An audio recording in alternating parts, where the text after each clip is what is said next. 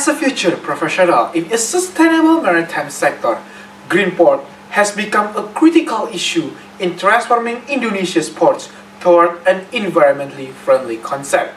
Ladies and gentlemen, Indonesia has 111 commercial ports that contribute significantly to the national economy. However, alongside these benefits, the ports bring serious environmental impacts. Did you know ports operation contribute around 3% of the country's total carbon emissions, causing a greenhouse effect and pollute marine ecosystems with millions of tons of carbon dioxide annually, produced from ship operations, port facilities, and cargo handling. Therefore, ladies and gentlemen, the idea of transforming into green ports must come to top priority for the sake of Indonesia's maritime sustainability. The challenges faced by Indonesian ports are complex and interconnected. Greenhouse gas emissions have reached million tons of carbon dioxide per year. Oil spills and operational waste threatens marine life in addition to mangrove ecosystems damage of 15,000 hectares for the last decade. SDG 17, Partnership for the Goals. I believe it can be a key foundation for such solution. To tell the truth, green port transformation requires abundance of massive investment worth trillions of rupiah. And next, widely and available advanced technology, supportive policies from all levels of government, active community and involvement, and the last one, continuous innovation from in-depth research. Well, only through strong collaboration among all stakeholders can Indonesian Green Ports mission be undertaken sustainably and comprehensively. Penta-helix model is a systematic and collaborative approach that needs to be applied to green ports with 5 strategic sectors. Firstly, let me address the government issues regulation for all national ports. Namely, first, give up to 50% tax incentives for green technology investments. Second, set strict emission standards. And the third, facilitate ISO Environmental Management Certification.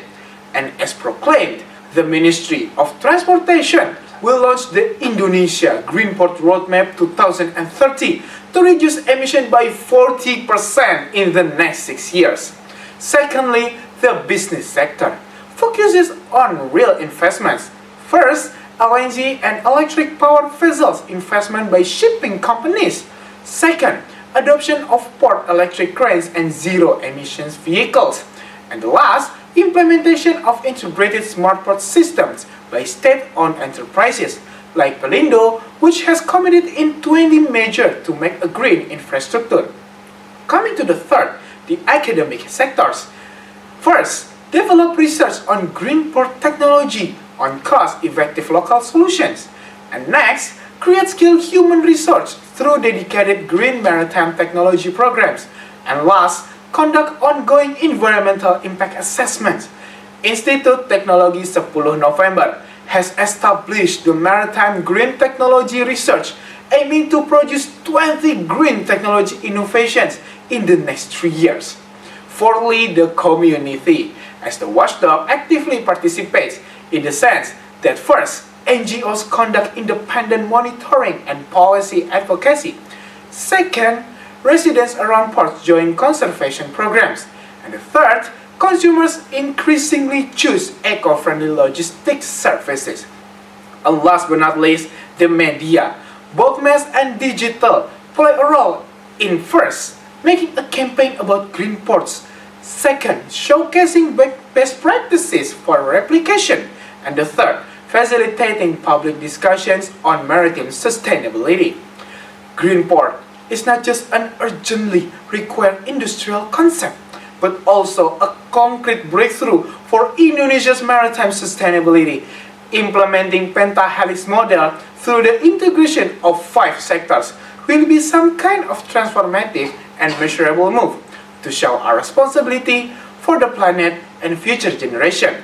My name is Adelio Shatara Nugraha, a student from Universitas Negeri Jakarta in the LLDT 3 2025. Wassalamualaikum warahmatullahi wabarakatuh.